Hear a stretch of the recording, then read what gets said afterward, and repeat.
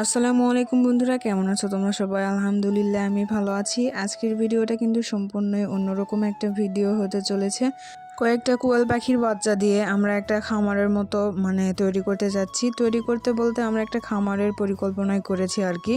তো সেই জন্য এখানে 200টা বাচ্চা নিয়ে আসা হয়েছে, আর 2টা নাকি ফ্রি দিয়েছিল। তো এখানে 202টা বাচ্চা আছে। তো এই বাচ্চাগুলো এখানে আমার হাজব্যান্ড দিয়ে দিচ্ছিল খাঁচায়। খাঁচাটা আগে রেডি করা হয়েছে, বাট ওই ভিডিও ক্লিপটা নেওয়া হয়নি। আর এই তো এখানে বাচ্চাগুলোকে হিট দেওয়ার জন্য কিন্তু লাইটের ব্যবস্থাও করা হয়েছে। আর দেখো বাচ্চাগুলো কিন্তু বয়স মাত্র 12 দিন, তো অনেক ছোট ছোট বাচ্চা আর কি।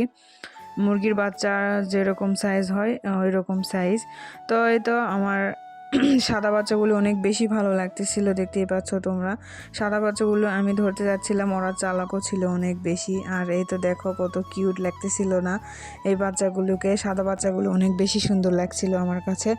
তো যেখান থেকে কোয়েল পাখিগুলো নিয়ে আসছে সেখান থেকে এই খাবার পানি দেওয়ার জন্য এই 2টা জিনিস ফ্রি দিয়েছে। আর এটার মধ্যে কিন্তু কাচের গুটি আছে, যাতে বাচ্চাগুলো পানিতে না পড়ে যায়। আর পানিতে পড়লে তো এখন যেহেতু বাচ্চাগুলো সারভাইভ করতে পারবে না, তো সেই জন্য কাচের গুটি দেওয়া হয়েছে, যাতে পানি খাওয়ার সময় এর মধ্যে দেওয়া হয় আর বাচ্চাগুলো ভিতরে না পড়ে। তোমাদেরকে তো আগেই বলেছি যে এটা কিন্তু আমরা যে খামারের ভাইয়ের কাছ থেকে বাচ্চা কিনেছি, তো উনি দিয়েছে এগুলো খাবার দেওয়ার জন্য।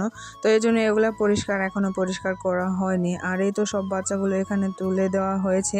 কিন্তু একটা কথা হচ্ছে, এখানে সব বাচ্চাগুলো দেওয়ার পরে হয়তো বা বাচ্চাগুলো এখানে রাখতে পারবো না, সেই জন্য আর একটা খাঁচা এখানে সেটিং করে ওইটাতেই রাখার ব্যবস্থা করতে হবে, না হলে হয়তো এই বাচ্চাগুলোকে আর বাঁচানো সম্ভব হবে না। তো এই জন্য এখানে মূলত আরেকটা খাঁচা আমরা সেটিং করে নিয়েছি, আর সেইটাতে যা দিতে হবে সেগুলো দিয়ে নিচ্ছে আমার হাজবেন্ড।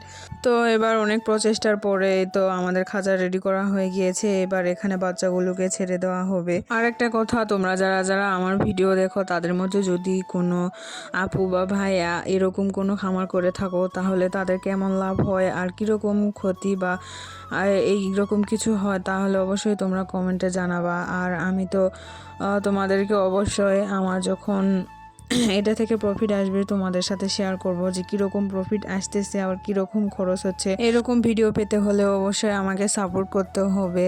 আর এখন থেকে আমি ডেইলি এই রকম ব্লগ দেওয়ার চেষ্টা করব। আর ভবিষ্যতে আরও কি করতেছি, আমার খামারে আরও কি উন্নতি হচ্ছে তোমাদের সাথে তো অবশ্যই শেয়ার করব। আর এই তো পাখির বাচ্চাগুলোকে আমি খাঁচাতে একদম ঠিকঠাকভাবে রেখে দিয়েছি, তারপর অল্প একটু খাবার দিয়েছিলাম। আর সেই ভিডিওটা আমি করিনি, কারণ ভিডিওটা অনেক বেশি বড় হয়ে যাবে, তোমরা দেখতে চাইবা না, সেই জন্য। তো আজকের ভিডিও আমি এখানে শেষ করছি। সবাই ভালো থাকবেন, সুস্থ থাকবেন, আমার পাশেই থাকবেন। আল্লাহ হাফেজ।